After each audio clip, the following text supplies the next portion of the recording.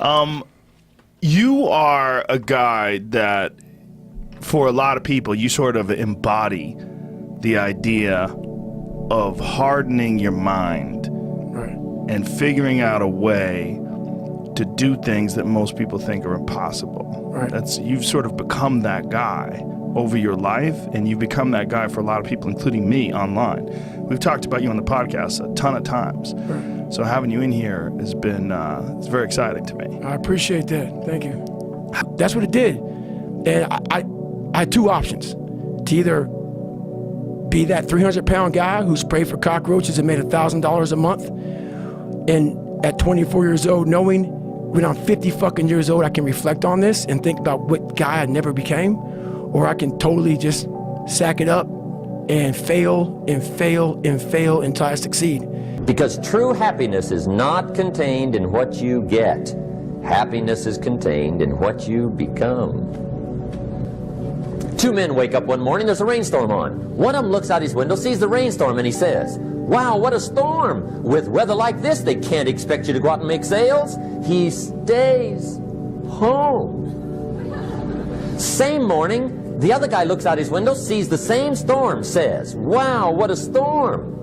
But he says, "You know what, with weather like this, what a great day to go out and make sales. Most everybody will probably be home, especially the salesman." And I Googled the 10 hardest races in the world. I knew nothing about ultra running. The first I'd ever run was 20 miles at one time. And so what came up was the Badwater 135. 135-mile run through Death Valley in the summertime. I thought it was a fucking stage race. I didn't know people can run 135 miles at one time. I had no idea it was even possible. What do you mean a stage race? Where you run like 20 miles, camp out, and then run 20 more until you get 135 miles. Right. So I went to ultra runner, didn't know what ultra runner was. I called the race director up, Chris Kosman of the Badwater, and he said, "Are you an ultra runner?" And I was like, "I don't know what that is." He goes, "Have you run 100 miles in 24 hours or less?" I was like, "No." But I said, "I'm a Navy SEAL, I was in 3 Hell Weeks, I was a Ranger." I gave him some resume. He didn't give a shit. He said, "I don't care, you got qualified for my race." And the deadline was up in 2 months for this Badwater race. And basically, he said, "There's 2 more races you can do to qualify, and I might consider you in my race. We select top 90 athletes in the world, and you're not even an ultra runner." But what is the most amount of miles you've ever run? At one time? Yeah. 205 in 39 hours. Wow. Yep, nonstop. Here's the big challenge of life. You can have more than you've got because you can become more than you are. That's the challenge. And of course, the other side of the coin reads, unless you change how you are, you'll always have what you got. The kids back in Danbury, Connecticut, high school, they're asking me questions one day. I'm talking to the kids. Kids got good questions these days. One of them said to me, "Mr. Rohn, how do you build the good life?" I said, "It's simple. It's not easy, but it's simple. Here's how you build anything. Select the right ingredients, keep out the wrong ingredients, and it starts with thought."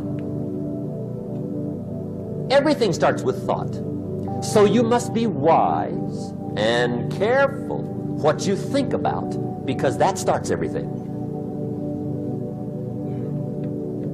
You got to be wise and careful. I asked the kids, what would happen if somebody dropped sugar in my coffee? They said, "Well, you'd be okay." I said, "What if somebody dropped strychnine in my coffee?" They said, "Well, you'd be dead."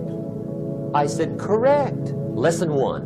Life is both sugar and strychnine. You gotta be careful." I said, "What if my worst enemy drops in the sugar?" They said, "Well, you'd be okay." I said, "What if my best friend, even by accident, drops in the strychnine?" They said, "Well, you'd be dead." I said, "Correct. Lesson 2, watch your coffee." Now, you can also be too reckless, but you can also be too cautious. This is called the timid approach to life. And my caution was always the risk. Risk used to drive me right up the wall. I used to say, what if this happens? It's called the language of the poor.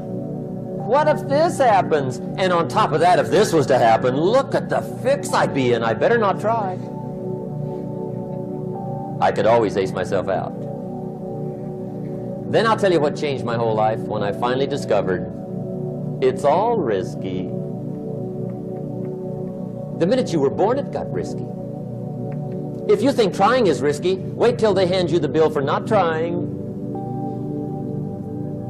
If you think investing is risky, wait till you get the tab for not investing. See, it's all risky. Getting married is risky. Having children is risky. Going into business is risky. Investing your money is risky. It's all risky.